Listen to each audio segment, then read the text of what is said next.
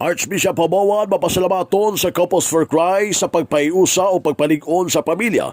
Gipasalamatan sa nagulang magbalantay sa Archdiocese ng Ozamis ang Couples for Christ CFC sa Pagpahiusa o Pagpalig-On sa Pamilya.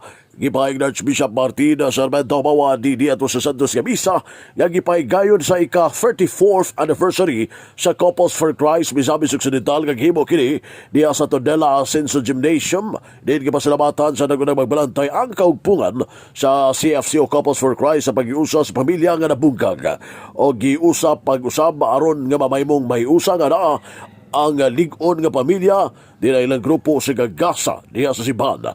Suwapa sa Archbishop giatagan og kabahinugdanon ang pagpalig-on og kamalaan sa komedyon ilabi na karon nga hagit karon sa kalimutanon nga moderno nga panahon.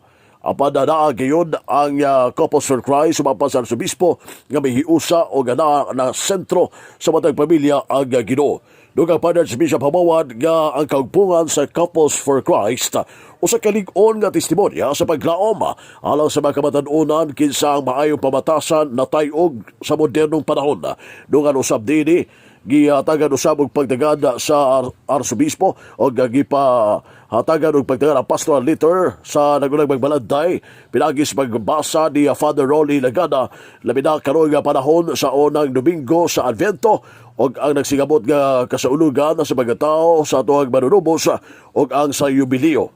Pinaagi kini ni Father Rolly Lagada kinsa mibasa sa maong pastoral letter uban nga mi-celebrate kagapon uban nila ni Reverend Father Lanis Rino ang Padre Coras Parokya ni San Isidro Labrador sa Tondela, Misamis Occidental.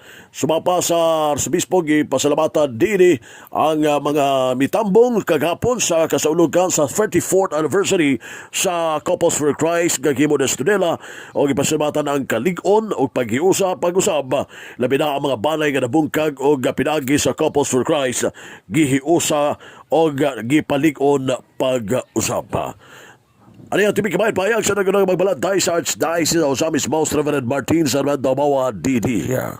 Couples for Christ, continue to live your charism to build a strong, loving, and God-centered family.